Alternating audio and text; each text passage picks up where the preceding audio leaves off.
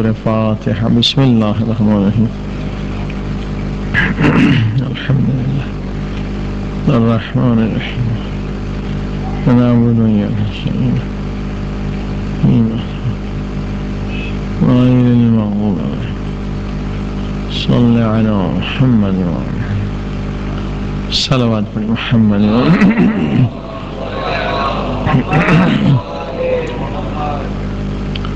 بسم الله الرحمن الرحيم الحمد لله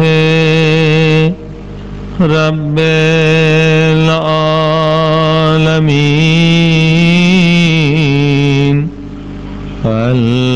الحمد لله كما هو أهله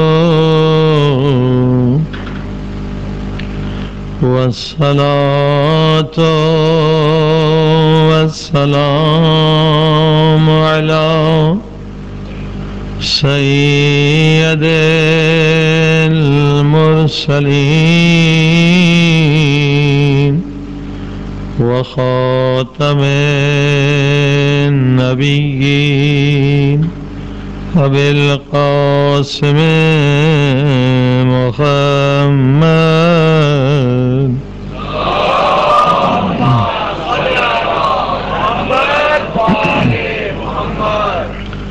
وآله الطيبين الطاهرين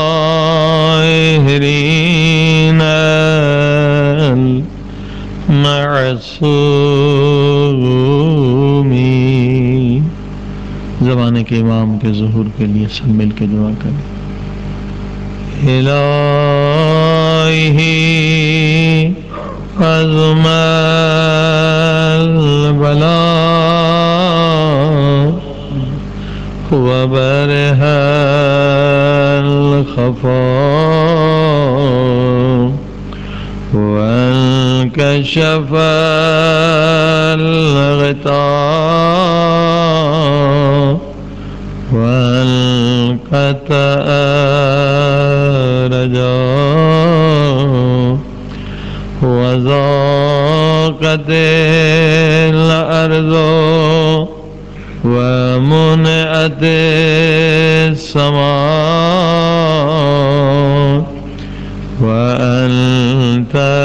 वअन्तल मुस्तानु वइलैकल मुश्तका वअलैकल मुअव्वलु फी शिद्दति वर्रख़ा। अल्लाहुम्मा सल्लि अला मुहम्मदिन व आलि मुहम्मद उलिल अम्रिल लदीना फरस्त अलैना ताअतहुम वअरफ़तना बिज़ालिका मंज़िलतहुम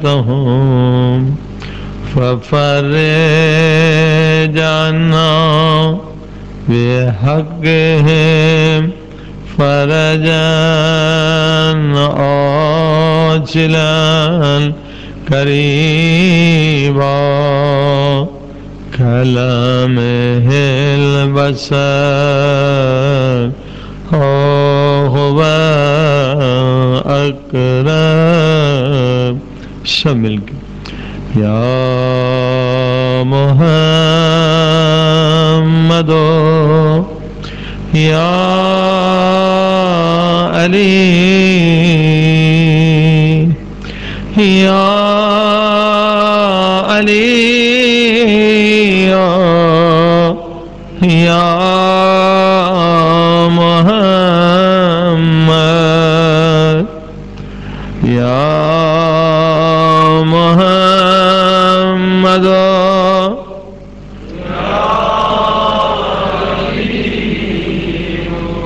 یا علی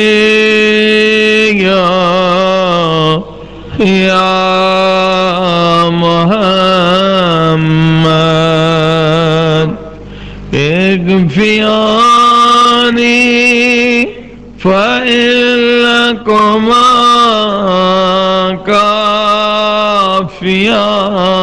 کافیان وانصرانی فإنکما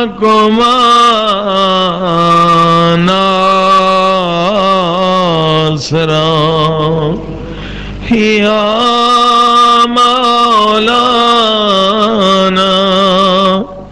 یا صاحب الزمان یا مولانا یا صاحب الزمان یا مولانا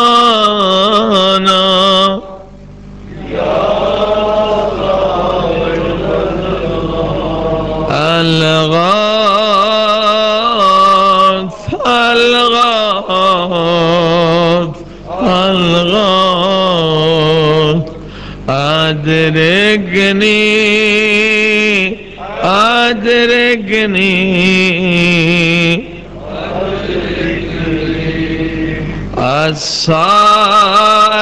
الساعة الساعة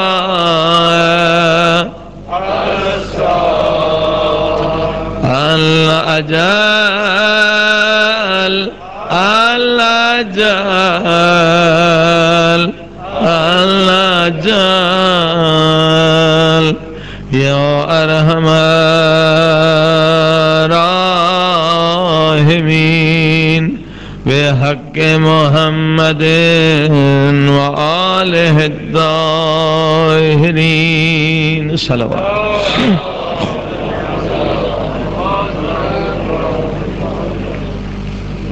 أما بعد فقد قال الله تبارك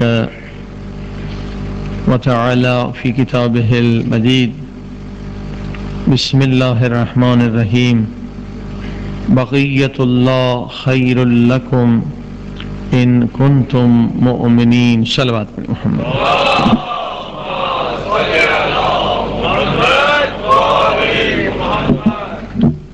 معزز سامعین، آج تک اس مذہب مظلوم کے خلاف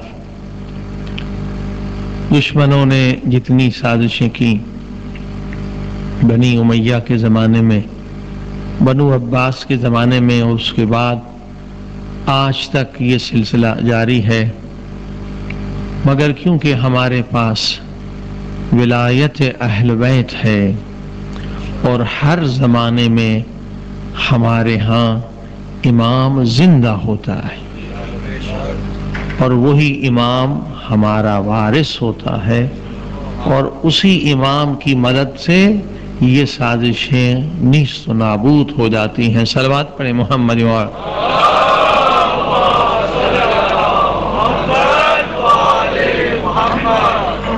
لہذا اس زمانے میں یہ خطرناک ترین سازش ہے مذہب اہل بیت کے خلاف، کہ 3 طاقتیں ہیں مذہب اہل بیت کے پاس. اگر وہ ختم ہو جائیں تو یہ مذہب بھی ختم ہو جائے گا. ایک، ان کا مرکز ختم کر دیا جائے، جو علماء مجتہدین اور تقلید کا سلسلہ ہے وہ ختم ہو جائے تو یہ مذہب ختم ہو جائے گا، کہ اسی مرکز کی وجہ سے یہ انگریز کی غلامی سے بچے تھے، اسی مرکز کی وجہ سے یہ اتنا بڑا انقلاب لانے میں کامیاب ہو گئے، اسی مرکز کی وجہ سے یہ 8 سال جنگ لڑنے میں کامیاب ہو گئے، کیونکہ مرکز ان کا ایک ہے. اگر یہ مرکز ختم ہو جائے تو مذہب بھی ختم ہو جائے گا. صلوات پڑھیں محمد وآلہ.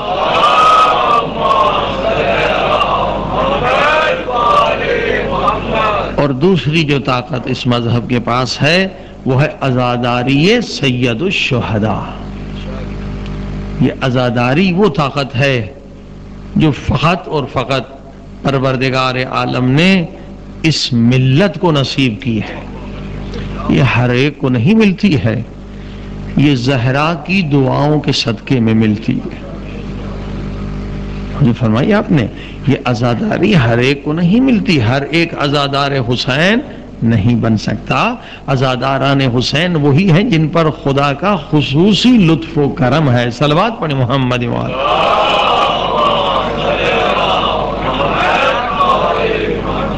یہ ہے کہ عزاداری کی شکل و صورت کو بگاڑ دیا جائے، جو روح عزاداری ہے وہ ختم ہو جائے تو یہ قوم بھی ختم ہو جائے گی. اور تیسرا، ان کے پاس اقتصادی نظام ہے، تبلیغ کے سلسلے میں حوزہ علمیہ کے ذریعے سے، مدرسوں کے ذریعے سے یہ کائنات میں لاکھوں مبلغ بناتے ہیں اور بھیجتے ہیں. وہ ہے خمس کا نظام، یہ بھی ختم کر دیا جائے تو یہ سلسلہ ختم ہو جائے گا. اور اب دین بیچنے والے بدبخت ہر زمانے میں ہوتے ہیں. ایسے بدبخت خود ہماری قوم میں پیدا ہو گئے ہیں. شیعہ ہیں، خود کو نہیں معلوم کیا کچھ کہلاتے ہیں، اور انہوں نے کتاب لکھی ہے کہ جناب خمس جو ہے نا وہ دینے کی ضرورت نہیں ہے، کیونکہ غیبت کبریٰ کا زمانہ ہے. خمس کے خلاف بھی کتابیں آ گئی ہیں اور تقلید اور مجتہدین کے خلاف بھی کتابیں آ گئی ہیں. ایک بدبخت نے لکھا ہے کہ خمس دینے کی ضرورت ہی نہیں ہے کیونکہ امام تو غائب ہے. خمس آپ نکالیں، سہم امام نکالیں، وہ جا کے آپ زمین میں گڑھا کھود کر دفن کر دیں. کتنا اچھا اس نے مشورہ دیا ہے، کیونکہ امام تو آپ کے غائب ہے، تو آپ جو ہے زمین میں اس کو دفن کر دیں. جب امام آئیں گے تو وہ خود ہی نکال لیں گے. صلوات پڑھیے محمد وآلہ محمد. یہ امام زمانہ اجل اللہ تعالیٰ فرج شریف کے مدرسے کے بچے ہیں جو امام کا رزق کھاتے ہیں، امام کے صدقے میں کھاتے ہیں. وہ بھوکے رہیں، مدرسے بند ہو جائیں، حوزہ علمیہ بند ہو جائے. آپ خمس جو ہے کسی مدرسے میں نہ دیں، کسی غریب طالب علم کو نہ دیں، کتاب نہ چھپائیں، وہ آپ گڑھے میں دفن کر دیں. یہ دیکھیے، یہ اس زمانے میں ایسی باتیں لکھی جا رہی ہیں اور وہ خود کو نہیں معلوم کتنے بڑے عالم سمجھتے ہیں. صلوات پڑھی محمد وآلہ.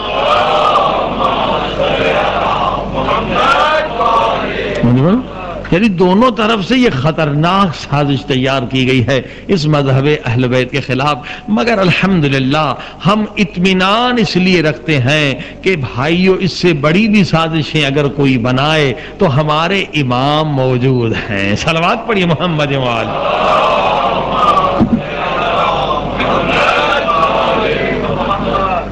بارہ دیگر صلوات پڑھیے.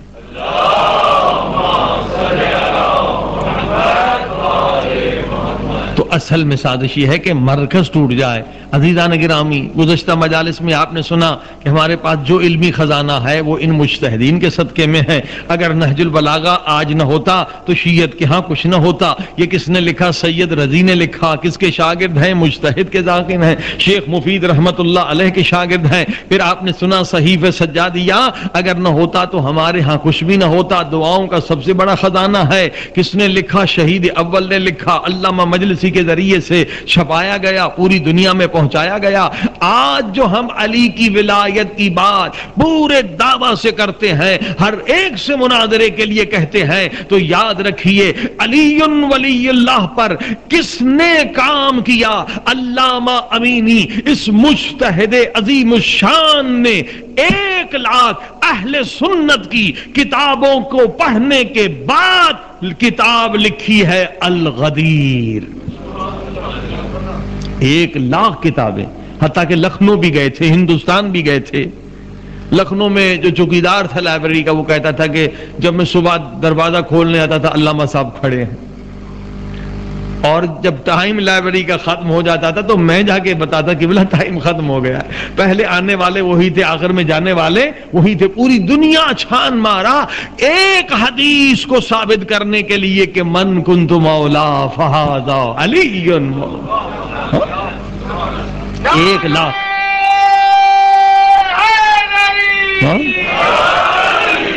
اس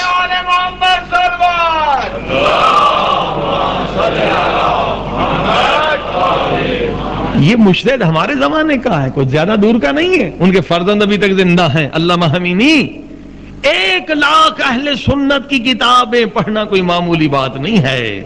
1,00,000 اہل سنت کی کتابوں کو پڑھنے کے بعد 11 جلد الغدیر کتاب لکھتے ہیں اور من کنت مولا فہذا علی مولا کو ایسے ثابت کر کے دکھا دیا کہ اس کے بعد کسی کے اندر جرت نہیں ہے کہ اس حدیث سے انکار کر دے.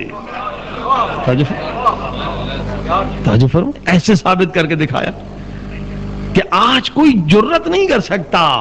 300 سے زیادہ اہل سنت کی کتابوں سے ثابت کیا اور کئی سو سے زیادہ اصحاب کرام سے ثابت کیا کہ اصحاب کرام بھی روایت کرتے ہیں اور جنہوں نے اصحاب کو دیکھا تھا تابعین کے ذریعے سے ثابت کیا.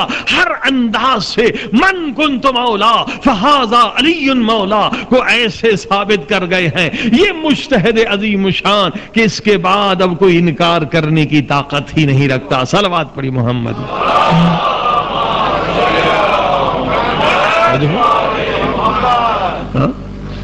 بلکہ پاکستان کی مشہور سنی عالم ہے نا مولانا طاہر القادری صاحب, اس نے خود ایک کتاب لکھی ہے چھوٹی سی من کنت مولا فہذا علی مولا پر, کیونکہ اب کوئی انکار کی گنجائش نہیں رہی.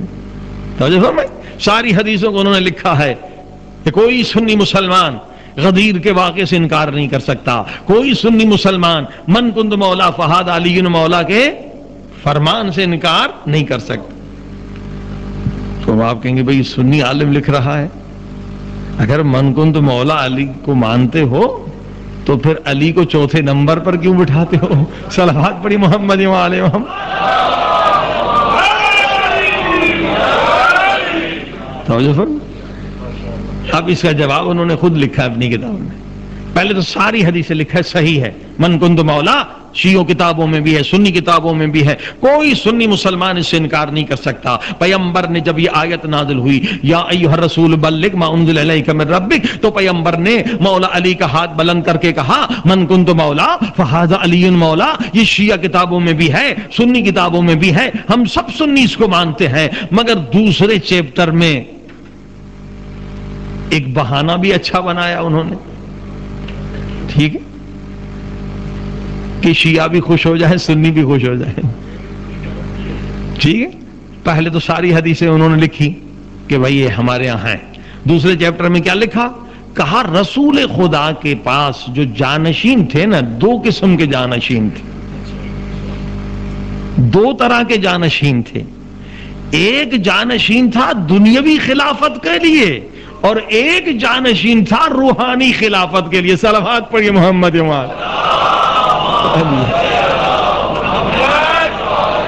توجہ فرمائے, 2 طرح کے جانشین تھے پیغمبر کے, ایک دنیاوی خلافت کے لیے اور ایک روحانی خلافت کے لیے. تو یہ جو غدیر میں پیغمبر نے کہا کہ من کنت مولا فہذا علی مولا, یعنی کائنات کے مسلمانوں کی خلافت روحانیہ جو ہے وہ علی کے پاس ہے. صلوات پڑھی محمد وآل.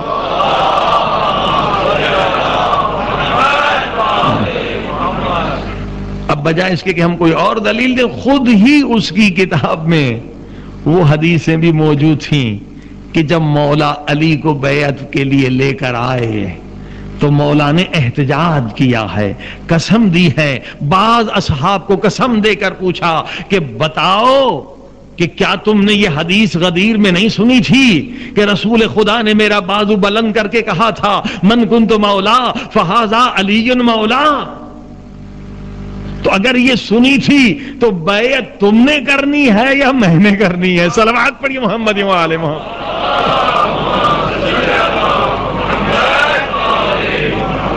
خود مولا علی کا احتجاج موجود ہے کہ یہ من کنت مولا صرف روحانی خلافت نہیں ہے, دونوں خلافتیں موجود ہیں. صلوات پڑھیے محمد و آل محمد.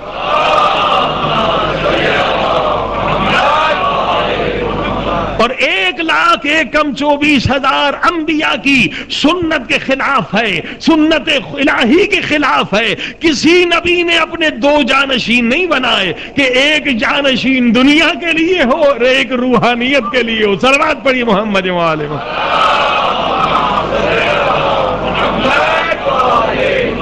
بار دیگر صلوات پڑھیے.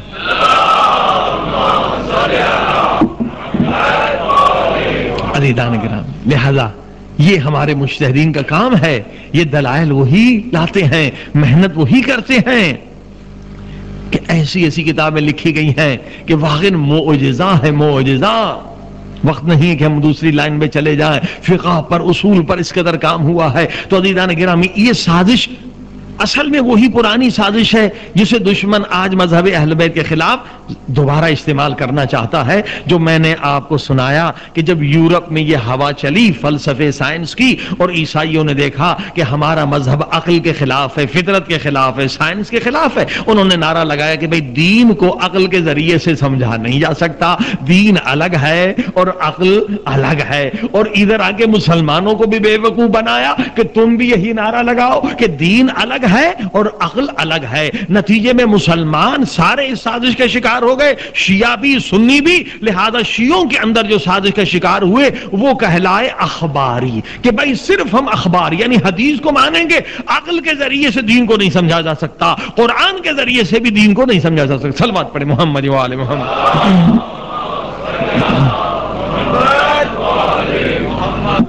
عزیزان کرام، اس پہ غضب یہ کہ یہ تو مولا کا معجزہ ہوا کہ یہ مذہب ختم ہو گیا۔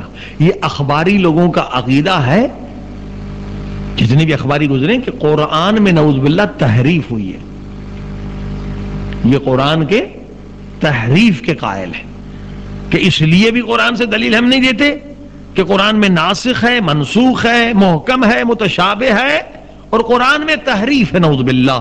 اور یاد رکھیے، اگر کوئی قرآن کے تحریف کا قائل ہو جائے تو اس کے ایمان اور اسلام میں شک ہے۔ دلیل دیتا ہوں کہ کوئی ہمارا عالم دین، کوئی مجتہد تحریف قرآن کا قائل نہیں ہے، اور جس عظیم الشان عالم نے نہج البلاغہ لکھا ہے، سید رضی، انہی کے بھائی نے کتاب سید مرتضیٰ نے لکھی ہے کہ ہم تحریف قرآن کے قائل نہیں ہیں، قرآن میں ایک لفظ بھی بدلا نہیں ہے، ایک لفظ بھی اضافہ نہیں ہوا، قرآن وہی ہے۔ کیوں؟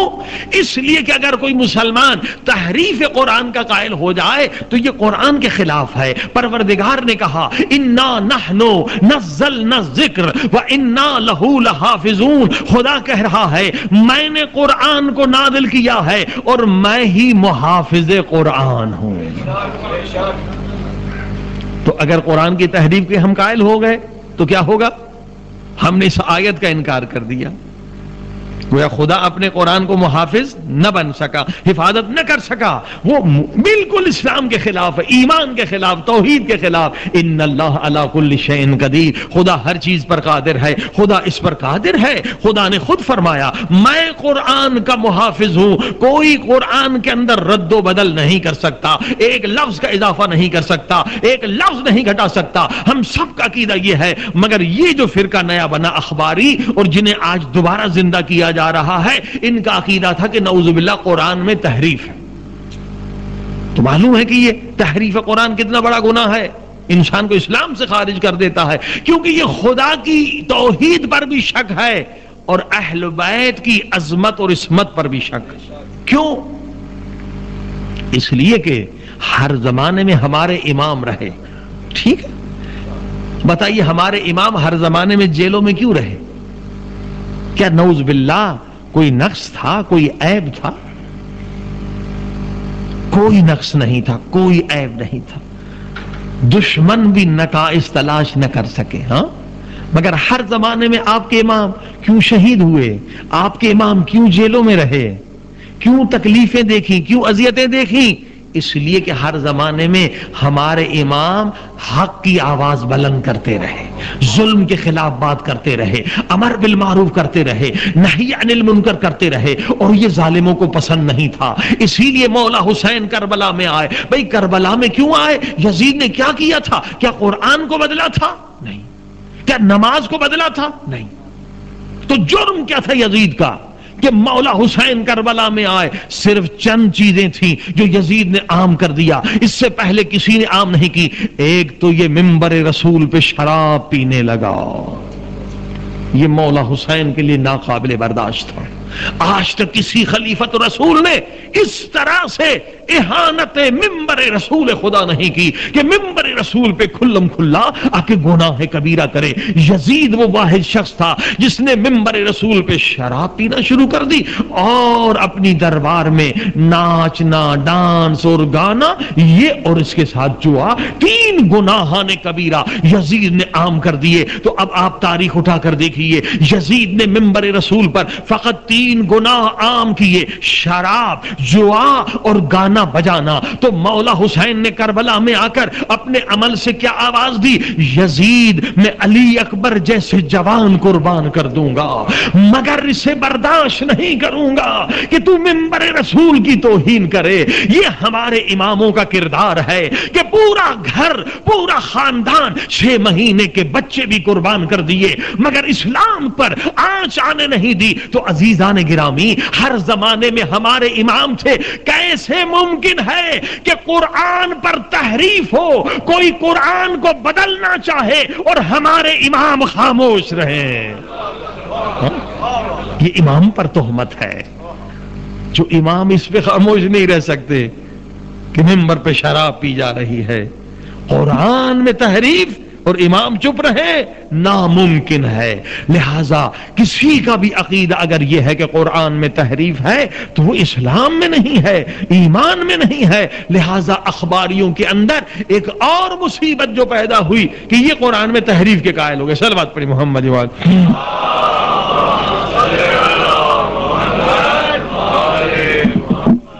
اب آپ دیکھیے مذہب کتنا خطرناک تھا شیعوں کے لیے.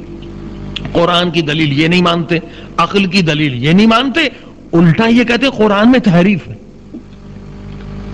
اور پھر یہ کیا کہتے تقلید کی کوئی ضرورت نہیں ہے. 4 کتابیں ہیں شیعوں کی، اصول کافی ہے، محلہ یحضر فقی ہے، استبصار ہے، تہذیب ہے. 4 کتابیں ہیں ہماری. اس سنی حضرات کی 6 کتابیں، صحاستہ ہماری کتب اربع ہیں. یہ 4 کتابیں. لہذا ان کتابوں میں سے جو بھی حدیث آپ کو سمجھ میں آ جائے آپ اس پہ عمل کریں، تقلید کی ضرورت ہی نہیں. ٹھیک ہے، کہتے ہیں یہ 4 کتابیں اور ان کی ساری حدیثیں جو ہیں صحیح ہیں، ساری حدیثیں صحیح ہیں، آپ عمل کر سکتے ہیں. عزیزان گرامی، اول تو یہ کتاب معصوم کی لکھی ہوئی نہیں ہے. توجہ فرمائیں، جو غیر معصوم کی کتاب ہو اس میں ہمیشہ خطا کا امکان رہتا. توجہ فرمائیں، کوئی کتنا بھی عالم بن جائے لیکن غیر معصوم کی کتاب میں خطا کا امکان رہتا ہے. فقط معصوم کی کتاب جو معصوم اپنے قلم سے لکھے فقط اس میں خطا کا امکان نہیں رہتا، یا خدا کی کتاب میں خطا کا امکان نہیں. صلوات پڑھی محمد.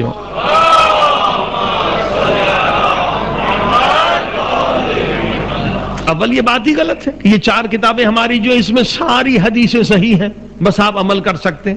نہیں، یہ معصوم کی کتاب نہیں لکھی ہوئی. اصول کافی کلینی صاحب نے لکھی. ٹھیک ہے، بہت بڑے عالم تھے، بہت خدمت کی، غیبت صغرا میں ان کی زندگی گزری. لہذا جو امام کے نائب تھے ان سے بھی فیض لیتے رہے، کتابیں لکھی. اگر یہ نہیں کہہ سکتے کہ ان کی کتاب میں کوئی غلطی نہیں ہے کیونکہ معصوم نہیں ہے. اچھا، اگر اصول کافی تھی تو من لا یحضر فقی، یہ دوسری ہماری کتاب شیخ صدوق نے کیوں لکھی جبکہ اصول کافی میں حدیثیں زیادہ ہیں؟ یہ دوسری کتاب اس لیے لکھنے کی ضرورت پیش آئی کہ شیخ صدوق رحمت اللہ علیہ اس زمانے کے بڑے مجتہد عالم سے لوگوں نے تقاضا کیا کہ آپ ایک ایسی کتاب لکھیں جس میں آپ کی نظر میں 100% حدیثیں صحیح ہوں. تو انہوں نے اصول کافی کی بہت ساری حدیثوں کو صحیح نہیں مانا. اصول کافی میں حدیثیں زیادہ ہیں اور اس میں حدیثیں کم ہے. انہوں نے ملا یحضر فقی لکھی. لیکن اب جو ملا یحضر فقی لکھی، کیونکہ یہ ابھی غیبت صغرا کے فوراً کے بعد یہ کتابیں لکھی گئیں، ابھی علم نے ترقی نہیں کی، ابھی زیادہ ریسرچ نہیں ہوا. پہلے تو ہمارے امام موجود تھے، امام غیبت میں نہیں گئے تھے، لہذا ہمیں ضرورت ہی نہیں تھی. جو مسئلہ ہوتا تھا ہم ڈائریکٹ امام سے پوچھ لیتے تھے. صلوات پڑھی محمد وآل محمد.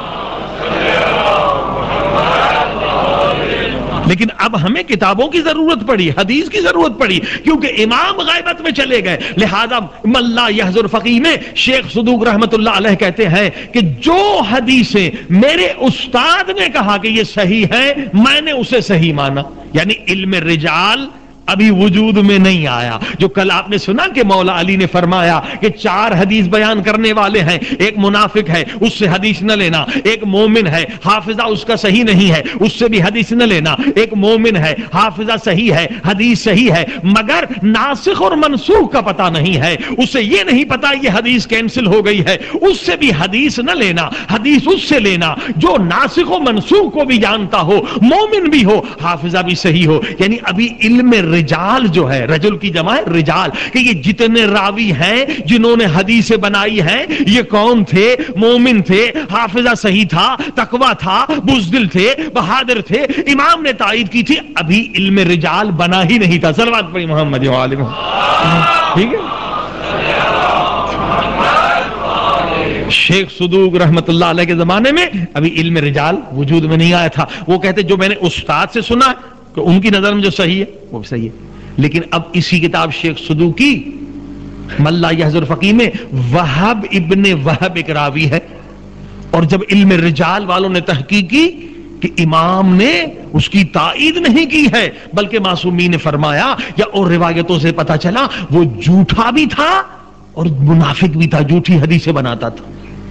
وہب ابن وہب، اس سے بہت ساری حدیثیں جو ہے یہ من لا یحضر فقیہ میں انہوں نے نقل کی ہیں۔ اسی طرح سے پھر 2 ہماری کتابیں ہیں، شیخ توسی رحمت اللہ علیہ نے لکھی تہذیب و استبصار، ان کے اندر بھی کیونکہ ابھی علم رجال ابھی وجود میں نہیں آیا تھا کہ پوری تحقیق کی جائے کہ یہ کون تھا، ایمان کیسا تھا، کردار کیسا تھا، لہذا ان کتابوں میں بھی ضعیف حدیثیں موجود ہیں۔ اصول کافی کے پہلے جلد کے اندر کتنی ضعیف حدیثیں موجود ہیں جو قرآن کے خلاف ہیں۔ تو عزیزان گرامی، اب آپ نے دیکھا اخباری کیا کہتے ہیں، کہتے ہیں تقلید کی ضرورت نہیں ہے، کتب اربع 4 ہیں، کسی بھی حدیث کو آپ مان لیں اور اس پر عمل کر لیں، جبکہ نبی نے فرمایا، مولا علی نے فرمایا، امام صادق علیہ الصلوۃ والسلام نے فرمایا کہ ہر حدیث کو قبول نہیں کرنا ہے، اس حدیث کو قبول کرنا ہے جو قرآن کے مطابق ہو۔ صلوات پڑھی محمد وآلہ محمد۔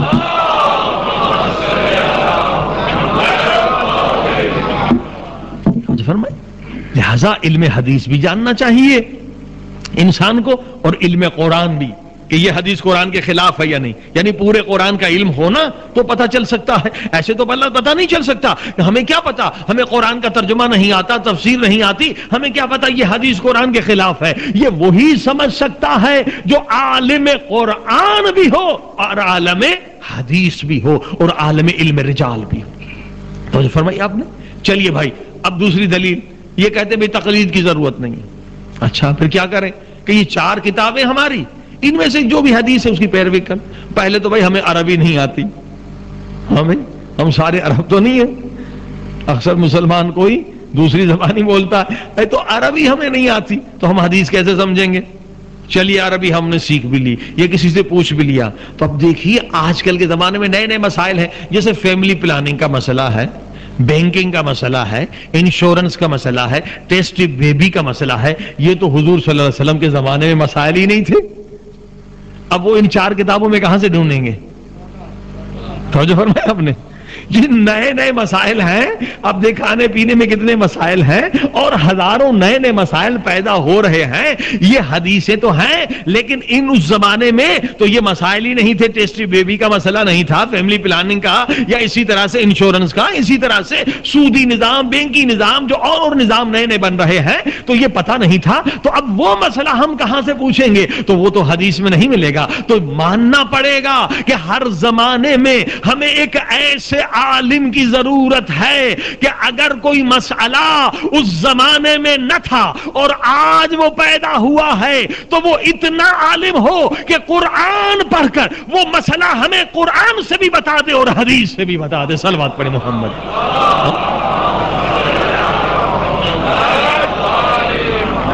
اس لیے کہ قرآن میں ہر چیز ہے، وَلَا رَطْبٍ وَلَا يَابِسٍ إِلَّا فِي كِتَابٍ مُبِينٍ۔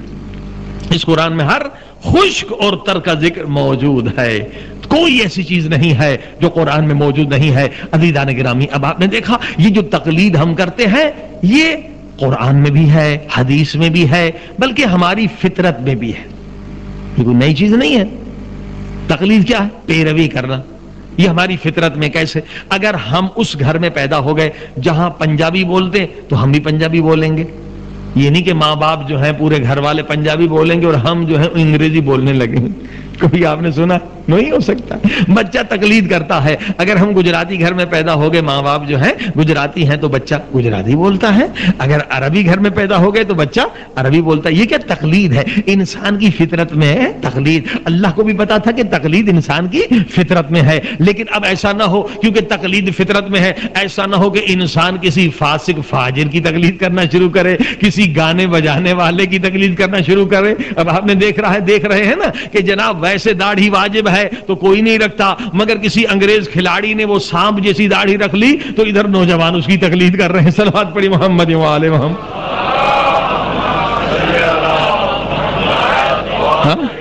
یہ عقل کی کمی ہے نا کہ بھئی فاسق و فاجر شرابی بدماش کی تقلید کر رہے ہیں، وہ یہ داڑھی رکھنے کا کوئی ثواب تو نہیں ہے۔ کسی ایکٹر نے رکھا، یہ اسی کی اسٹائل ہے، بالوں کی اسٹائل ہے، اب اس کی تقلید کر رہے ہیں، گانے بجانے والے کی تقلید کر رہے ہیں۔ تو خدا کو معلوم تھا کہ بھئی تقلید انسان کی فطرت میں ہے، تو ایسا نہیں ہو کہ یہ کسی فاسق کی تقلید کرے، فاجر کی تقلید کرے، بدکار کی تقلید کرے تو اس کی زندگی برباد ہو جائے گی۔ اسی لیے اللہ نے قرآن میں حکم دیا، جو آیت آپ سنیں گے کہ تقلید کس کی کرو؟ اپنے زمانے میں اگر تمہارے ہاں نبی ہے تو وہ معصوم ہے، اس کی تقلید کرو۔ اگر امام ہے تو اس کی پیروی کرو۔ اگر نبی بھی نہیں ہے، امام بھی نہیں ہے، تو خود امام نے فرمایا اس کی تقلید کرو جو دنیا میں سب سے بڑا عالم بھی ہو اور سب سے بڑا متقی انسان بھی ہو۔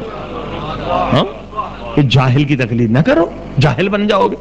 گنہگار کی تقلید سے گنہگار بن جاؤ گے۔ متقی ترین انسان کی تقلید کرو، جو سب سے بڑا عالم ہو اس کی تقلید کرو۔ عزیزان گرامی، میں نے کہا یہ ہماری فطرت میں ہے، عقل بھی یہ کہہ رہا۔ مثلا اگر آپ نے مکان بنانا ہے، آپ کیا کریں گے؟ کیا خود بنانا شروع کریں گے؟ آپ نے 10 منزلہ مکان بنانا ہے، آپ کہاں جائیں گے؟ انجینئر کے پاس جائیں گے، نقشہ بنائیں گے۔ اور اگر آپ نے انجینئرنگ پڑھی نہیں ہے اور آپ نے ایسے بنانا شروع کر دیا تو کیا ہوگا؟ وہ پیسہ بھی جائے گا، وہ بلڈنگ بھی جائے گی، لوگ بھی مارے جائیں گے۔ ٹھیک ہے، متخصص ماہر اسپیشلسٹ کے پاس جاتے ہیں نا، اس سے جا کے پوچھیں گے کہ بلا یہ کیا ہے، تو وہ مشورہ دے گا۔ اسی طرح سے آپ نے بلڈنگ بنانی ہے، اسی طرح سے آپ بیمار ہو گئے، اب آپ کیا کریں گے؟ بیمار ہو گئے، ڈاکٹر کے پاس چلے جائیں گے۔ آنکھیں میں کچھ تکلیف ہے، آئی اسپیشلسٹ کے پاس چلے جائیں گے۔ کانوں میں تکلیف ہے تو ENT اسپیشلسٹ کے پاس چلے جائیں گے۔ دل میں ہے تو ہارٹ اسپیشلسٹ کے پاس۔ اب جو اس ڈاکٹر نے ہمیں کہا ہم اس پر عمل کریں گے۔ بالکل اسی طرح سے ہی اسلام نے ہمیں بتلایا ہے کہ بھائی یہ تقلید جو ہے یہ کوئی زبردستی نہیں ہے۔ اگر آپ خود مجتہد بن جائیں تو پھر آپ پہ تقلید کرنا حرام ہو جاتی ہے۔ صلوات پڑھی محمد و آل محمد۔ سمجھ میں؟ یہ زبردستی نہیں ہے۔ اگر آپ خود مجتہد بن جائیں، یعنی قرآن حدیث کا اتنا علم آ جائے، 7 سبجیکٹ میں آپ PhD کر لیں، کوئی مسئلہ نکال سکتے ہیں قرآن سے، تو پھر آپ پر تقلید کرنا حرام ہے، کیونکہ اللہ نے آپ کو علم دیا ہے۔ خود آپ مسئلہ نکالیں، کیوں دوسرے کے مسئلے کے پیچھے چلتے ہیں؟ لیکن اگر آپ کے پاس اتنا علم نہیں ہے تو اب قرآن نے کہا کہ تقلید واجب ہے، اب حدیث نے کہا کہ تقلید واجب ہے۔ جس طرح سے ڈاکٹر سے مشورہ پوچھتے ہیں، اسی طرح سے جس عالم نے 40-50 سال زندگی خرچ کی ہے، اب آپ اس سے مسئلہ پوچھیں اور اس پر عمل کریں۔ صلوات پڑھی محمد و آل محمد۔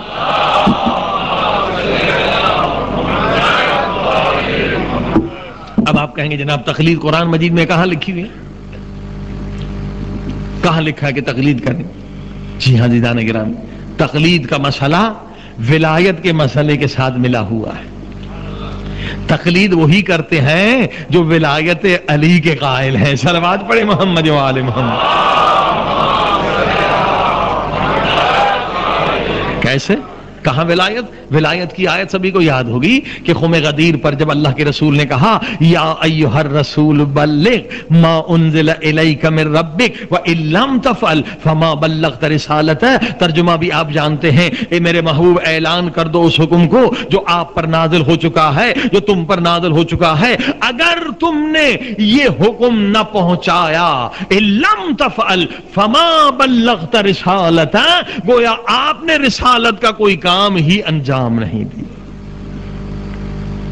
اب یہ عجیب جملے بار بار آپ نے سنے ہوں گے ممبر سے، ان لم تفعل فما بلغت رسالتہ، قرآن کی آیت ہے کہ میرے محبوب اگر آج آپ نے علی کا بازو بلند کر کے یہ نہ کہا کہ من کنت مولا فہذا علی مولا، تو گویا آپ نے کوئی رسالت کا کام انجام نہیں دیا۔ تو اب کیا مولا علی کا مقام نبی کے مقام سے بلند ہے کہ اللہ ایسا حکم دے رہا ہے؟ ہمارا کسی کا عقیدہ یہ نہیں ہے، کیونکہ خود مولا علی کہتے ہیں، بار بار مولا علی کا یہ جملہ تاریخ میں ہے، حدیثوں میں ہے، مسلسل روایتیں ہیں۔ مولا علی نے ایک مقام پر نہیں کہا، بار بار کہا کہ میں نبی کے غلاموں میں سے غلام، فخر کرتے ہیں مولا علی کہ میں نبی کے غلاموں میں سے غلام، تو نبی افضل ہے۔ پھر خدا کیوں حکم دے رہا کہ ان لم تفعل فما بلغت رسالتہ، اگر علی کی ولایت کا اعلان نہیں کیا تو تم نے کوئی کام انجام نہیں دیا۔ عزیزان گرامی، اس کی وجہ کیا ہے؟ اس لیے کہ اللہ کے رسول نے یہ اسلام دین ہم تک پہنچانے کے لیے پتھر کھائے ہیں، وطن چھوڑا ہے، کس قدر مصیبتیں برداشت کی ہیں، کس قدر اذیتیں برداشت کی ہیں، اسلام سکھا دیا، نمازی بنا دیا، روزے دار بنا دیا، حاجی بنا دیا، متقی بنا دیا، مجاہد بنا دیا۔ خدا کہہ رہا ہے میرے محبوب، اگر آپ چلے جائیں اس دنیا سے لیکن کوئی اس قانون الہی کو، اس شریعت محمدی کو نافذ کرنے والا نہ ہو، اور نافذ کرنے والے کا اعلان اگر آپ کر کے نہ جائیں تو آپ کی ساری محنت برباد ہو جائے۔ کہ دشمن تو انتظار میں، اگر قانون الہی، قرآن کے قوانین کو کوئی نافذ کرنے والا نہ ہو تو آپ کی ساری محنت برباد ہو جائے گی، گویا آپ نے کوئی پیغام ہی نہیں پہنچایا۔ لہٰذا اس لیے مولا علی کو بلایا، بازو بلند کر کے کہا من کنت مولا فہذا علی مولا، جس کا میں مولا اس کا علی مولا۔ اب جو میرا حکم ہے وہ علی کا حکم ہے، اب شریعت کے قوانین کو نافذ کرنے والے علی ہیں۔ ٹھیک، اب یہ آیت ناسخ ہے، منسوخ نہیں، یعنی کینسل نہیں ہوئی آیت، کوئی آیت نہیں آئی کہا کہ آیت بس ختم ہو گئی، ناسخ ہے۔ عزیزان گرامی، اب یہ آیت مولا علی سے بھی وہی بات کہے گی۔ جب مولا علی کا آخری وقت آئے گا، جب شہادت کا جام پیئیں گے، تو یہ آیت مولا علی سے بھی کہے گی کہ ان لم تفعل فما بلغت رسالتہ، اے علی اگر آپ نے اپنا جانشین مقرر نہ کیا، اگر قانون الہی کو نافذ کرنے والے کا اعلان نہ کیا تو گویا آپ نے کوئی کام نہیں کیا۔ امت کو کس کے حوالے کریں گے؟ مومنین کو کس کے حوالے کریں؟ تو مولا علی نے کیا کیا؟ امام حسن کی امامت کا اعلان کیا۔ اب امام حسن کا جب آخری وقت آئے گا تو یہ آیت امام حسن سے بھی کہے گی ان لم تفعل فما بلغت رسالتہ۔ اسی کے بعد اور آگے بڑھیں، مولا حسین کا آخری وقت آیا، آپ نے دیکھا، تاریخ میں پڑھا، مصائب سنے کہ بہت سخت وقت تھا، مگر پھر بھی اعلان کرنے کے لیے، امامت کا اعلان کرنے کے لیے میرے مولا حسین بیمار بیٹے کے خیمے میں آئے۔ ہر امام کو یہ آیت کہے گی کہ آپ اگر جا رہے ہیں تو امامت کا اعلان کر کے جائیں۔ اب چلتے چلتے آیت کہاں آئے گی؟ حضرت امام زمانہ عجل اللہ تعالی فرجہ الشریف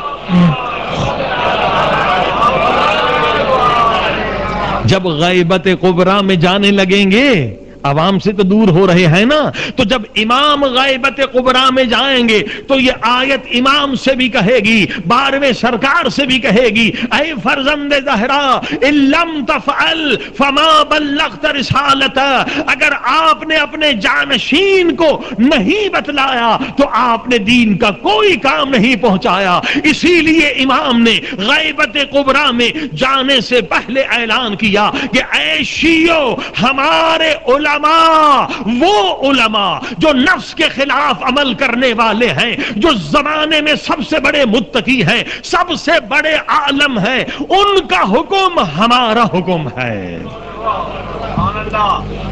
وہ تم پر ہماری طرف سے حجت ہے، ہم ان پر خدا کی طرف سے حجت ہے۔ عزیزان گرامی، اب آپ نے دیکھا یہ تقلید کی آیت ہے، یہی آیہ غدیر سے تقلید ثابت ہے۔ صلوات پڑھیں محمد و آل محمد۔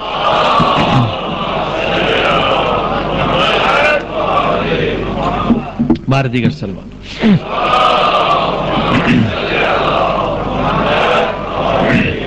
اچھا، اجتہاد کی تاریخ بھی سن لیجئے کہ اجتہاد ہمارے ہاں آج بھی مجتہد زندہ ہے، مگر افسوس کہ دوسرے مسلمانوں کے پاس مجتہد زندہ نہیں ہے۔ ہمارے ہاں مجتہد زندہ ہے، ان کے ہاں مجتہد جو ہے مرحومین ہے۔ اس کی تاریخ، آخر اجتہاد کا دروازہ دوسرے مسلمانوں کے ہاں کیوں بند ہو گیا، یہ بھی آپ سن لیں۔ 7ویں ہجری میں بنی عباس کے بادشاہوں نے کہا کہ بھائی یہ اجتہاد کا دروازہ ختم کر دو، نئے نئے فتوے آتے ہیں، ہماری عیاشیوں میں رکاوٹ ہوتی ہے، ہماری مرضی منمانی جو ہے وہ نہیں چلتی ہے، بس 4 امام کافی ہیں، امام ابو مالک ہیں، ابو شافعی ہیں، حنبلی ہیں، مالکی ہیں، بس اس کے علاوہ اب یہ اجتہاد کا دروازہ بند کر دو۔ انہوں نے آرڈر دے دیا کہ اب اس کے بعد اگر کوئی فتویٰ، کوئی اجتہاد کا دروازہ کھول کر کوئی فتویٰ اپنی طرح سے دے گا تو ہم اس کو پھانسی پہ لٹکا دیں گے، ہم اس کی لاش کو بھی جلا دیں گے۔ سخت آرڈر آ گئے، دروازے اجتہاد کے بند ہو گئے، اور یہی حکم 7ویں ہجری میں ہمارے مجتہد عالم شہید اول لبنان کے جو عالم تھے ان کو بھی پہنچا، کہ بادشاہ کا قاصد پہنچا کہ حکم یہ ہے بنی عباس کے بادشاہ کا کہ اب آپ اجتہاد کا دروازہ بند کر لیں، یہ درس اجتہاد بند کر دیں، فتویٰ دینا بند کر دیں، بس یہ اناؤنس ہو چکے ہیں جو مجتہد ہیں وہ ہیں، اب کوئی نیا مجتہد نہیں بنے گا، اگر آپ نے مخالفت کی تو آپ کو پھانسی پہ چڑھنا پڑے گا، آپ کی لاش کو جلا دیں گے۔ تو شہید اول نے فرمایا اس قاصد سے کہ بادشاہ سے جا کر کہو کہ ہم تیرا حکم نہیں مانتے، ہم زمانے کے امام کا حکم مانتے، ہمارا تو امام ہے، ہم تو امام کے حکم کے پابند ہیں۔ لہذا بادشاہ نے حکم دیا کہ اس شیعہ عالم کو جیل میں ڈال دو۔ شہید اول جیل میں چلے گئے، اور لمعتین وہ کتاب ہے جسے آج بھی پڑھ کر لوگ مجتہد بنتے ہیں، اس عالم دین نے یہ کتاب جیل کی دیواروں پر لکھی۔ فرمائے جیل کی پوری دیواروں پر یہ فقہ اہل بیت کی کتاب لکھی ہے۔ اب بادشاہ کا حکم تھا کہ اس کو جلا دیں، ان کو، اور پہلے پھانسی دیں، پھر ان کی لاش کو بھی جلا دیں۔ اب لے کے جا رہے ہیں پھانسی کے تختے پر۔ دیکھیے کیسے مجتہد گزرے ہیں، کیسے ہمارے عالم گزرے ہیں، کیا ان کا مقام تھا، کیا ان کی کرامات تھیں۔ اب انہوں نے کہا کہ 2 رکعت نماز مجھے پڑھنے دو، 2 رکعت نماز ادا کی، اور اس کے بعد ایک کاغذ پر قلم سے لکھا، خدا کو ڈائریکٹ خط لکھا۔ ہم تو دعا مانگتے ہیں نا، یہ اس مقام پر فائز تھے کہ کاغذ اٹھا کر قلم سے ڈائریکٹ خدا کو خط لکھا۔ کیا خط لکھا، کیا جملہ لکھا؟ الہی ان کنت ربی فانصرنی، اے میرے اللہ اگر تو میرا رب ہے تو تو میری مدد کر۔ فرمائے 2 رکعت نماز پڑھی، خدا کو یہ پیغام بھیجا اور کاغذ پر لکھا، اور کاغذ کو ہوا میں چھوڑ دیا۔ جب کاغذ کو ہوا میں چھوڑ دیا، کاغذ اوپر گیا، پرواز کی آسمان کی طرف، اور پھر وہاں سے جواب لے کر واپس آیا۔ یہ مجتہد ہیں آپ کے، لوگ سمجھتے ہیں کہ ایسے ہی مجتہد بنے ہیں۔ خدا سے جو ڈائریکٹ خط و کتابت کرتے ہیں ان کا یہ تقویٰ ہے، ان کا یہ مقام ہے۔ انہوں نے کیا لکھا تھا؟ الہی ان کنت ربی فانصرنی، اے میرے اللہ اگر تو میرا رب ہے تو میری مدد کر۔ وہاں سے نیچے جواب لکھا ہوا آیا، ان کنت عبدی فاصبرنی، اگر تو میرا بندہ ہے تو صبر کر۔ صلوات پڑھے محمد و آل محمد۔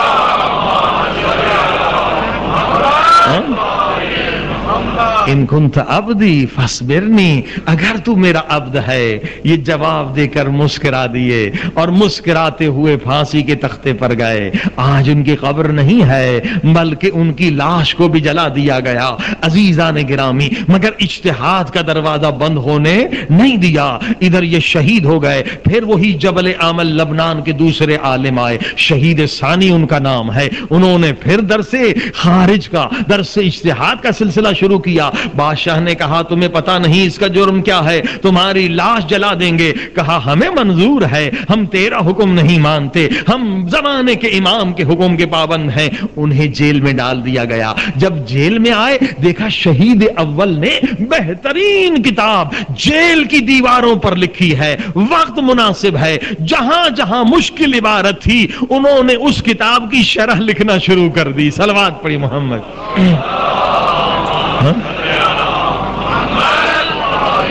اور دیکھیے وہ جیل کی دیواروں پر لکھی ہوئی کتاب آج قم کے حوضوں میں پڑھائی جاتی ہے، نجف کے حوضوں میں پڑھائی جاتی ہے. شہید اول کی وہ کتاب بھی موجود ہے، اس کی شرح بھی موجود ہے. مگر یہ عالم بزرگ انہوں نے بھی شہادت کا جام قبول کیا مگر درس اجتہاد کو بند نہ کیا. صلوات پڑھیں محمد.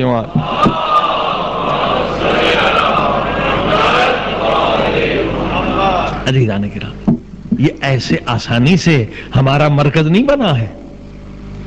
اس زمانے سے لے کر آج تک مسلسل قربانیاں دینے کے بعد الحمدللہ یہ ہمارا مرکز ہے. اور اسی مرکز کے طفیل میں آپ نے سنا کہ جب پورے اسلامی ممالک انگریز یا فرانس کی غلامی میں چلے گئے تھے، ہم کیوں غلامی سے بچے تھے؟ کس لیے بچ گئے تھے؟ کیونکہ ہمارے ہاں درس اجتہاد موجود، مجتہد زندہ موجود تھا. اس کے فتوے کے ذریعے سے انگریز کو وہاں سے بھاگنا پڑا. صلوات پڑھی محمد وآلہ.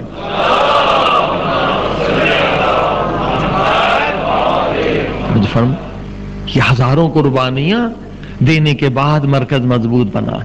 آج دشمن چاہتا یہ مرکز ختم ہو جائے، اور بہت ہی خطرناک سازش کہ نعرہ ایسا بلند کیا ہے جو ہر مومن کے دل میں ہے. علی ولی اللہ سے اگر کوئی انکار کرے وہ شیعہ نہیں ہو سکتا. وہ کس طرح سے شیعہ ہو سکتا ہے؟ علی ولی اللہ ہی تو ہماری پہچان ہے. صلوات پڑھی محمد وآلہ.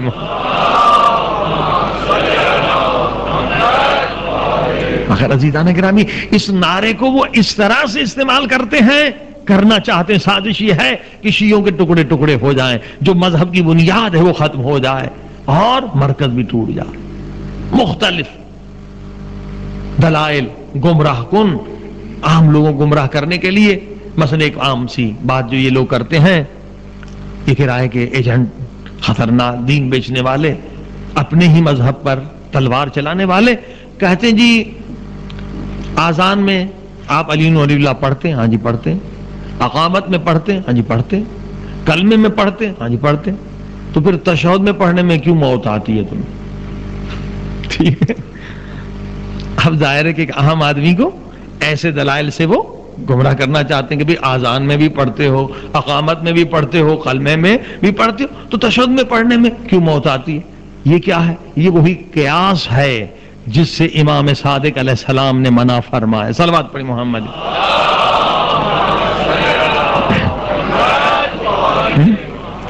جب کسی سے پوچھا مولانا کہ تم فتویٰ کیسے دیتے ہو؟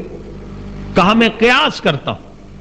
جیسے یہ قیاس ہے نا کہ اقامت میں بھی ہے، اس میں بھی ہے، چلو ٹھیک اس میں بھی ہو جائے. امام نے کہا معلوم ہے کہ سب سے پہلے قیاس کس نے کیا تھا؟ کہا نہیں. امام نے فرمایا سب سے پہلے قیاس شیطان نے کیا تھا. شیطان نے کیا قیاس کیا؟ کہ میں آگ سے بنا ہوں اور آدم مٹی سے بنا ہے. مٹی کو جب بھی پھینکے تو نیچے کی طرف آتی ہے، اور آگ جب بھی جلتی ہے اوپر کی طرف جاتی ہے. تو میں اوپر ہوں، آدم نیچے ہے. یہ شیطانی دلیل تھی، اور ظاہراً مضبوط لگ رہی تھی نا کہ بھی آپ مٹی کو پھینکے تو مٹی بیچاری نیچے گرتی ہے، آگ کو جلائیں آگ ہمیشہ اوپر جاتی ہے. کہا میں آگ کا بنا ہوا میں اوپر رہوں, میں کیوں سجدہ کروں؟ یہ مٹی کا بنا ہوا ہے میں اسے سجدہ کروں؟ اب دیکھا آپ نے یہ قیاس ہے. مگر ادھر سے جواب کیا آئی کہ اے بے وقوف, اے نادان, اے ابلیس, تو ظاہر کو دیکھ رہا ہے, خدا باطن کو دیکھ رہا ہے. ہاں مٹی کی اندر کیا ہے؟ ایک خوبی ہے جو آگ کے اندر نہیں ہے. اگر 1000 گندم کے دانے بھی آپ آگ میں پھینک دیں تو وہ جلا کر خاک کر دیتی ہے, مگر ایک دانہ بھی آپ زمین میں ڈال دیں تو زمین میں اتنی امانت ہے کہ وہ ایک کے بدلے میں کبھی 100 بھی دیتی ہے, کبھی 500 بھی دیتی ہے. صلوات پڑھیں محمد.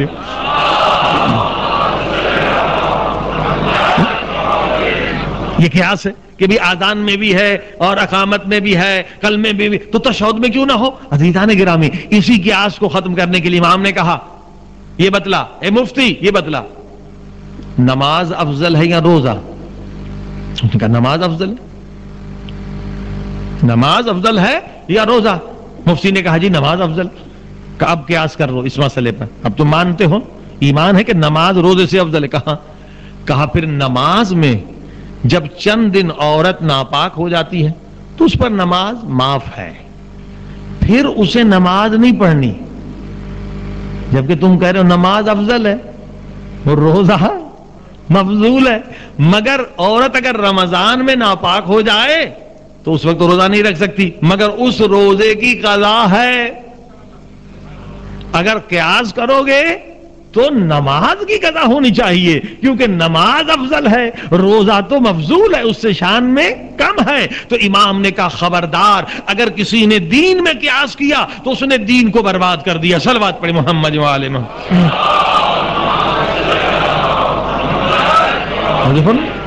یہ قیاس عزیزان گرامی, قیاس نہیں ہو سکتا. جو کہیں جی نماز, ہاں بھائی نماز جو ہے وہ کیا ہے؟ 5 وقت کی نماز, اس میں کیا کیا ہوتا ہے جی؟ قیام ہوتا ہے, رکوع ہوتا ہے, 2 سجدے ہوتے ہیں. ٹھیک ہے, نماز میں ہی ہوتا ہے نا. کہ ٹھیک ہے. اب اس سے پہلے کہ میں دلیل دوں, ہمارے مولوی صاحب ہوتے تھے بیچارے, خدا جنت نصیب کرے, مولانا امیر حسن نقوی صاحب, لندن میں امام جماعت ہوتے تھے. تو ایک جنازہ لے کر آئے. اب وہاں ایسے لوگ بھی ہیں کہ وہاں جا کے بالکل ہی دین اسلام سب بھول گئے ہیں, نام کے مسلمان. اب مولوی صاحب نے جنازہ تیار کیا اور لوگ بیٹھے ہوئے تھے, ان میں سے ایک آ جاؤ بھائی نماز پڑھو, نماز جنازہ پڑھو. تو اس نے کہا جی میں نہیں پڑھ سکتا. کیوں, خیریت؟ کہا جی میں سجدے میں نہیں جا سکتا. سمجھ گئے نا؟ صلوات پڑھی محمد جو آئے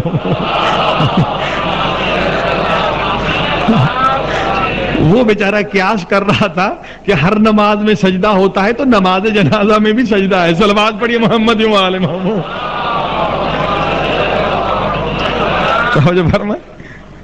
تو یہ ہے قیاس کا نتیجہ کہ ہر نماز میں کیونکہ رکوع اور سجدہ ہوتا ہے تو یہ نماز جنازہ میں بھی یقیناً رکوع اور سجدہ ہوگا. تو کہا جی میں نماز نہیں پڑھ سکتا, میں گھٹنے میں درد ہے, میں سجدہ نہیں کر سکتا. صلوات پڑھی محمد و آل محمد. عزیزاں لہذا یہ قیاس ہے کہ جناب آذان میں بھی علی ولی اللہ ہے, کلمے میں بھی علی ولی اللہ ہے, تو تشہد میں کیوں نہیں؟ عزیزان گرامی, ہمارے مذہب کا امتیاز یہ ہے, ہمارے مذہب کی عظمت یہ ہے کہ ہم اپنے مذہب میں ایک ذرہ برابر چیز نہ بڑھا سکتے ہیں نہ گھٹا سکتے ہیں, کیونکہ مذہب ہم نے نہیں بنایا, ان کا بنایا ہوا ہے. امتیاز یہ ہے ہمارا. جو چیز واجب ہے قیامت تک واجب رہے گی, جو مستحب ہے وہ قیامت تک مستحب ہے, جو مکروہ ہے وہ قیامت تک مکروہ ہے. ہم اپنی مرضی سے اس مذہب اہل بیت میں ایک ذرہ برابر چیز نہیں بڑھا سکتے. صلوات پڑھی محمد و آل محمد.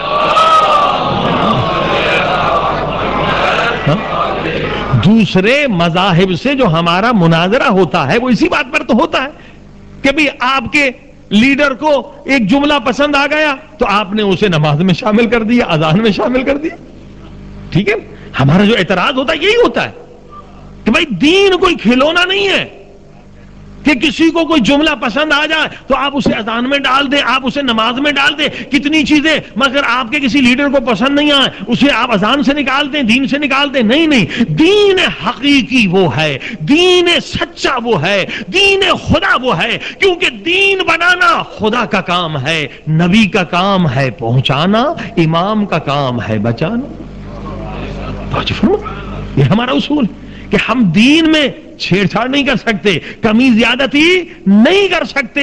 اگر ہم نے بھی اپنی مرضی سے ایڈیشن کرنا شروع کر دیا تو دوسرے مذاہب اور شیعہ میں کوئی فرق ہی نہیں رہے گا. صلوات پڑھیں محمد و آل محمد.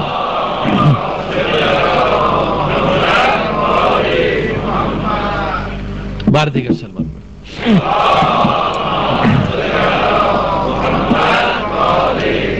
عزیزان کرام، اسی کے ساتھ بحث سن رہے تھے کیونکہ کل دعائے کمیل ہوگی انشاءاللہ. کل ہے نا دعائے کمیل کا پروگرام انشاءاللہ، کیونکہ شب جمعہ مجلس تھی مرحومہ کے ایصال ثواب کے لیے، اور دعائے کمیل اس وجہ سے بھی کہ بعض لوگوں نے یہ خواہش کی کہ پوری دعائے کمیل ہماری نہیں ہے، آدھی ہے، تو کوشش کریں گے کہ کل خدا توفیق دے کہ پوری دعائے کمیل ریکارڈنگ بھی ہو جائے گی اور اس کا ثواب بھی مل جائے گا. صلوات پڑھیں محمد وال.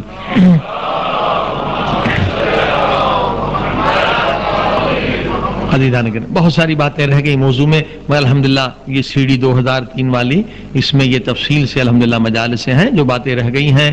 پلیورلزم بھی ایک سازش ہے شیعت کے خلاف، اسے ہم بیان نہ کر سکے.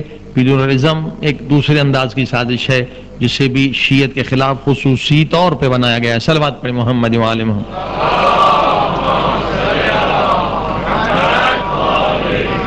تو انشاءاللہ ان سازشوں سے باخبر ہو جائیے اور دوسرے مومنین کو بھی باخبر کریں. صلوات پڑھیں محمد و آل.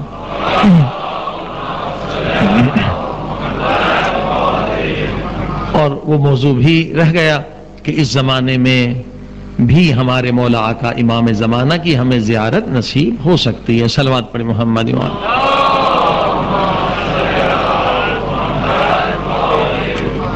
بہت سارے خوش نصیب ہیں جو آج بھی زیارت سے فیض لے رہے ہیں. ان میں علماء بھی ہیں، غیر علماء بھی ہیں، سادات بھی ہیں، غیر سادات بھی ہیں. اور ایک پوری تفصیل ہے کہ زیارت کا دروازہ ابھی تک بند الحمدللہ نہیں ہوا ہے.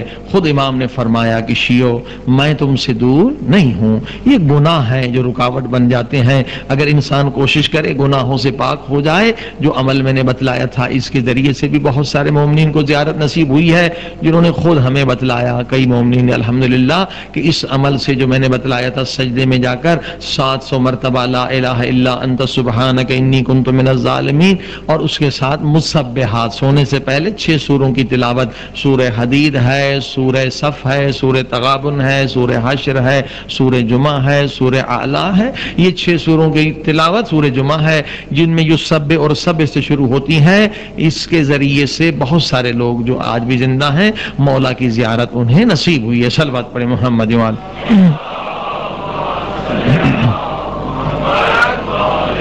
تو عزیزان گرامی، ہر مومن کو کوشش کرنی چاہیے، صحیح کرنی چاہیے کہ زندگی میں کم سے کم ایک مرتبہ مولا کی زیارت ہو جائے، تاکہ ہمیں یقین مل جائے کہ مولا آپ میرے عمل سے راضی ہیں یا نہیں ہیں. اگر مولا راضی نہیں ہے تو خدا بھی راضی نہیں ہے. تو ہم ان خامیوں کو دور کریں جس سے امام زمانہ ہم سے ناراض ہے. صلوات پڑھیں محمد و آل محمد.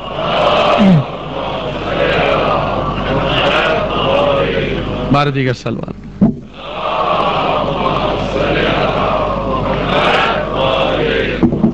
دیکھیے اگر اللہ نے پھر توفیق دی، اس مرتبہ وہ فلم آپ نے سیاحت غرب والی دیکھی، اس سے بھی ایک اچھی فلم بنی ہے، اور وہ واقعہ ہے ملاقات حضرت امام صاحب الزمان کا. صلوات پڑھیں وہاں.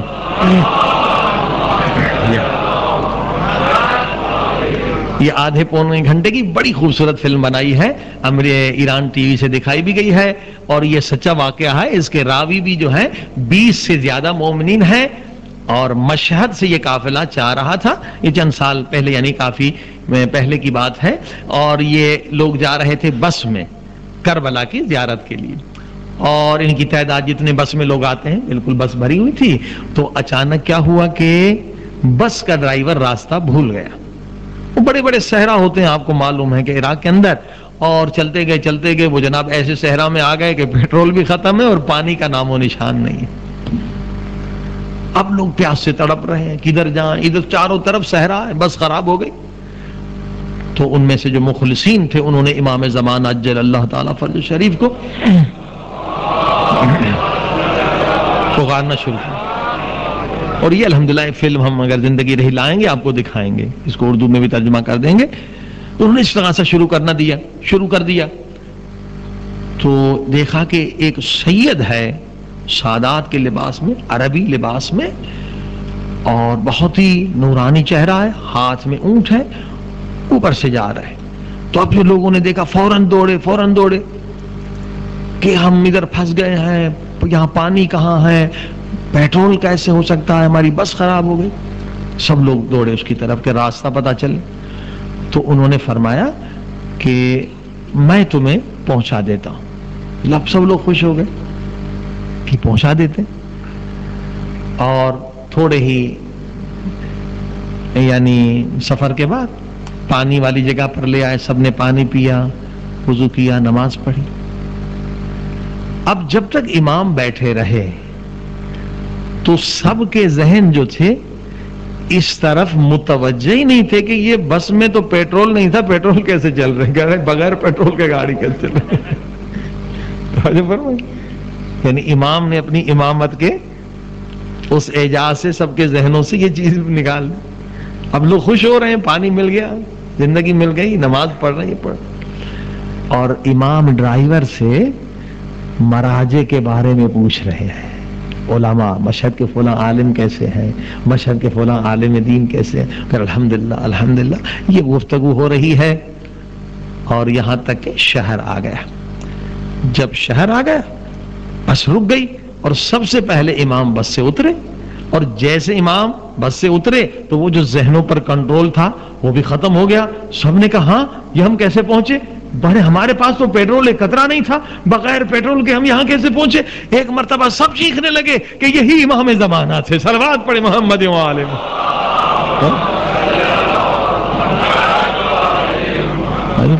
لیکن جب ادھر دوڑے کہیں بھی امام نظر نہیں آئے۔ تو الحمدللہ یہ تو میں نے مختصر بتایا، باقاعدہ اس پہ فلم بنائی ہے، خوبصورت فلم بنائی ہے، تو انشاءاللہ وہ فلم بھی آپ کی خدمت میں پہنچائی جائے گی۔ تو عزیزان گرامی، آج بھی مولا مدد کر رہے ہیں، آج بھی مولا کی زیارت ہو سکتی ہے، بس اصل یہ ہے کہ دل پاک ہونا چاہیے، نیت صاف ہونی چاہیے، اور گناہوں کو ایک مرتبہ دور کرنا چاہیے۔ صلوات پڑھیں محمد و آلہ۔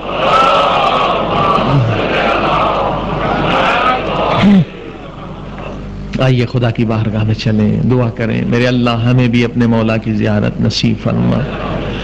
اللہم صلی علی محمد و آل محمد وعجل فرجهم اللهم صل على محمد وآل محمد وعجل فرجهم یا اللہ یا اللہ یا اللہ یا اللہ یا اللہ یا اللہ یا اللہ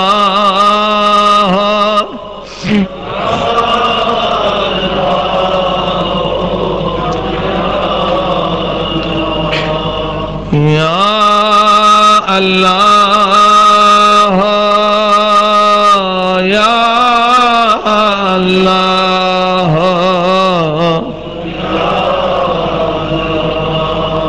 میرے اللہ تجھے واسطہ اس لحظے کا جب بی بی زہرا نے اپنے ہاتھوں سے حسنین کو کھانا کھلایا. فضا خوش ہو گئی کہ میری بی بی شفا پا گئی، بیماری سے نجات پا. مگر فضا کو نہیں معلوم تھا یہ بی بی کا آخری دن. سارے کام خود انجام دیے، بچوں کو لباس دیا، اپنے ہاتھوں سے کھانا کھلایا. ہاں اس کے بعد جناب زہرا سلام اللہ علیہا نے فرمایا فضا جی شہزاد میں اس کمرے میں جا رہی ہوں خدا سے راز و نیاز کرنے کے لیے، عبادت کرنے کے لیے. فضا جب تک تسبیح کی آواز آتی رہے سمجھنا میں زندہ ہوں، اور جب تسبیح کی آواز نہ آئے تو مولا علی کو خبر کر دینا کہ یا علی حسنین یتیم ہو گئے ہیں.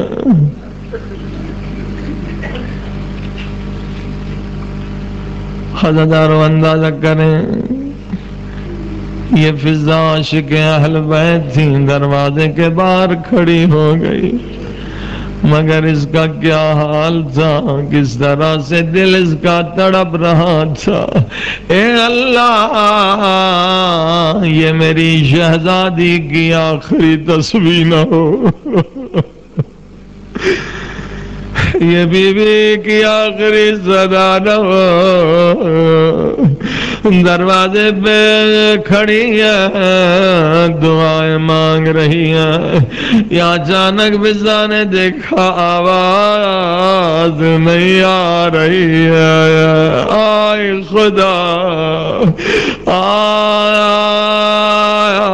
فضا پریشان تھی، ابھی حسنین کے آنے کا وقت ہے.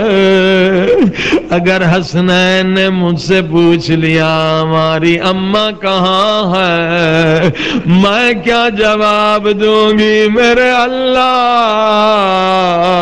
میرے اللہ میری مشکل آسان کر.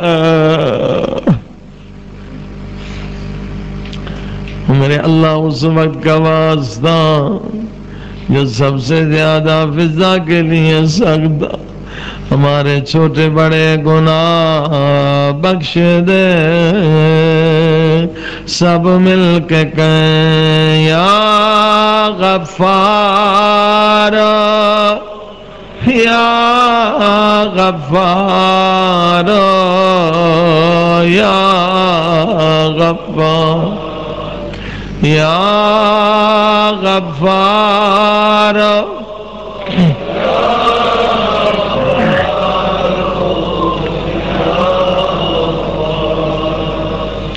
یا غفار یا غفار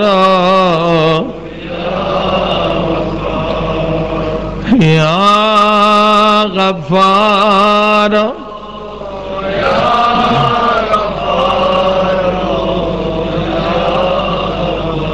او میرے اللہ یا زہرا کی مظلومیت کا تجھے واسطہ، میرے اللہ تجھے زہرا کی غربت کا تو واسطہ. غریب کسے کہتے ہیں؟ ایک ہمارے اردو زبان کا غریب ہے، ہمارے یہاں فقیر کو غریب کہتے ہیں، ایک عربی زبان کا غریب، غریب اسے کہتے ہیں جو پردیسی ہو، پردیس میں، غریب الوطن۔ اگر کوئی پردیس میں بھی مر جائے تو اس کا جنازہ اٹھانے کے لیے بھی 4 لوگ مل جاتے ہے نا۔ کتنا بھی کوئی غریب ہو سب لوگ کاندھا دیتے ہیں، پردیسی ہے، پردیس میں مر گیا۔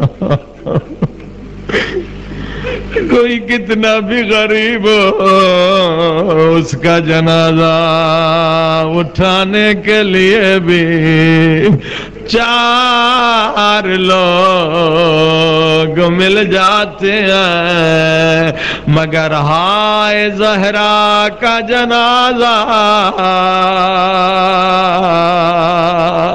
ہائے حسنین کی ماں کا جنازہ، زہرا اپنے ہی وطن میں غریب الوطن، پردیس نہیں بابا کا شہر، مگر زہرا اپنے ہی وطن میں غریب الوطن ہے۔ غربت سے جنازہ اٹھایا گیا۔ کل آپ نے جناب زہرا سلام اللہ علیہا کے بڑے مصائب سنے،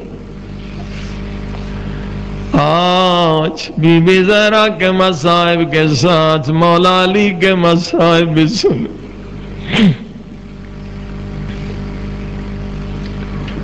اللہ اکبر۔ عزاداروں قبر تیار ہوئی، جنازہ بھی تیار ہے،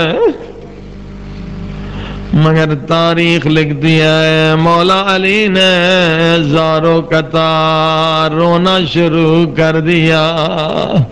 مولا علی بھی رو رہے تھے اور سلمان پیٹھ دے کے رو رہا تھا، دور رو رہا تھا۔ آئے سلمان علی کی مظلومیت پہ رو رہے تھے اور علی اپنی غربت پہ رو رہے تھے۔ سنیں گے کیوں رو رہے تھے مولا علی، سلمان دور کیوں رو رہے تھے، مولا علی کے ساتھ کیوں نہیں تھے؟ جب یہ روایت سنیں گے نا بہت روئیں گے۔ عزاداروں، شریعت کا مسئلہ، کیا مسئلہ شریعت؟ اگر جنازہ کسی خاتون کا ہو تو جنازہ دینے والا بھی محرم ہو اور لینے والا بھی محرم ہو۔ علی اپنی مظلومیت پہ رو رہے ہیں، سلمان محرم نہیں ہے، نہ زہرا کا جنازہ دے سکتا ہے نہ زہرا کا جنازہ لے سکتا۔ آئے مشکل کشا مشکل میں ہے زہرا کا جنازہ،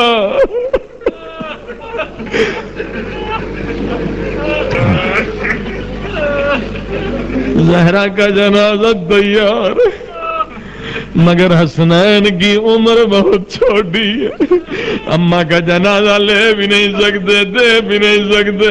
ہائے مولا علی جنازے کہ تابوت پہ زرق رو رہا ہے، سلمان دور رو رہا ہے، آئے عزیزو مشکل کشا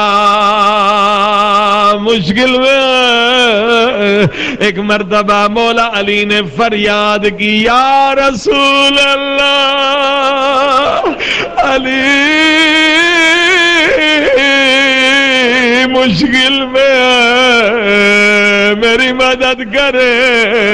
ایک مرتبہ قبر سے 2 ہاتھ باہر آئے، پیغمبر کے ہاتھ، کیا فرمایا ہوگا؟ دے دو میری زہرا یا علی، مگر آرام سے دینا۔ آئے پسلیاں ٹوٹی ہوئی ہے اور بازو بھی زخمی ہے۔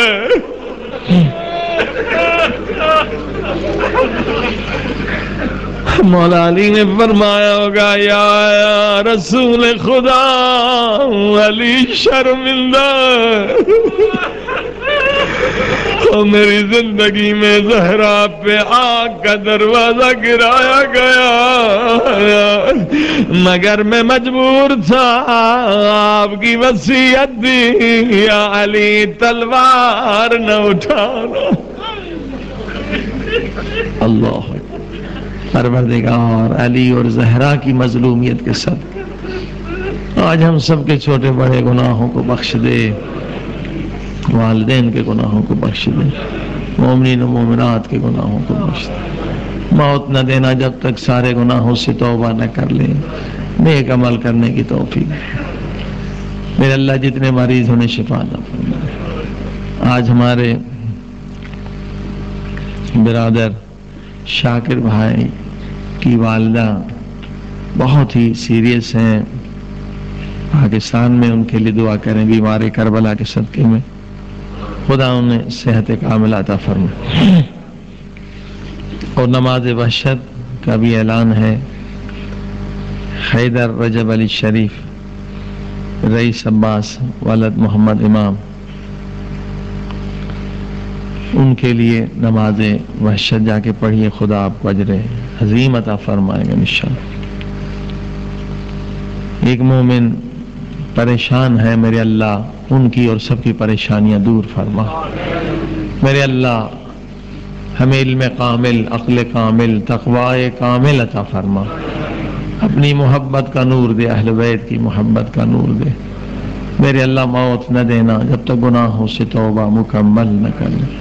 میرے اللہ موت نہ دینا جب تک جو نمازیں قضا ہیں، روزہ، حج و زکوٰۃ، خمس قضا ہے، وہ ادا نہ کر دیں۔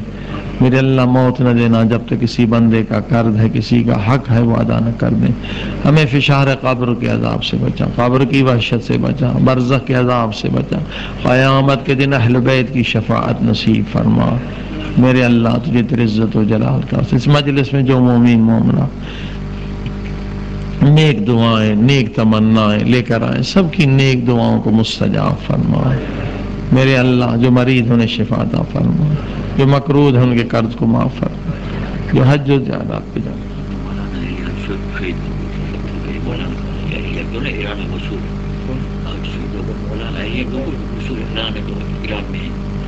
ایک مولانا شہید ہو گئے ہیں، وفات ہو گئے، ایک مولانا، پروردگار ان کی مغفرت فرمائے جی، ان کے لیے بھی نماز وحشت ان کا نام بھی شامل کر دیں۔ پروردگار تجھے تیری عزت و جلال کا واسطہ، جو بیچارے لوگ بے روزگار انہیں روزگار عطا فرما، جو بیمار ہیں انہیں بیمار سے نجات دے۔ سبھی حاجت مندوں کے لیے، خصوصاً شاکر بھائی کی والدہ سخت بیمار ہیں، ان کے لیے بھی مل کے اس آیے شریفہ کا ورد کریں۔ اَمَّا يُجِيبُ الْمُضْطَرَّ إِذَا دَعَاهُ وَيَكْشِفُ السُّوءَ أَمَّا يُجِيبُ الْمُضْطَرَّ إِذَا دَعَاهُ وَيَكْشِفُ السُّوءَ أَمَّا يُجِيبُ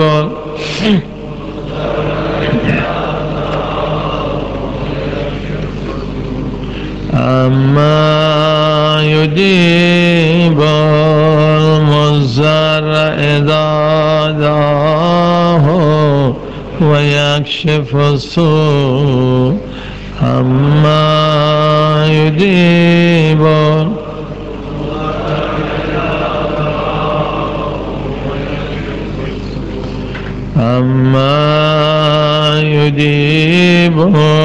المضطر إذا دعاه ويكشف السوء. پروردگار قرآن و اہل بیت کے صدقے میں سارے مریضوں کو شفا عطا فرما. جو مرحوم ہو گئے ہیں آج کی رات ان پر مغفرت فرما. جن مومنین کے والدین اس دنیا سے گزر گئے ہیں ان کی مغفرت فرما. میرے مرحومین والدین کی مغفرت فرما. تمام مومنین عزادار جو دنیا سے گزر گئے ان کی مغفرت فرما. ایک مرتبہ سبھی مرحومین مومن مومنات شہداء اسلام کے لیے سورہ الحمد 3 مرتبہ سورہ توحید. بسم اللہ الرحمن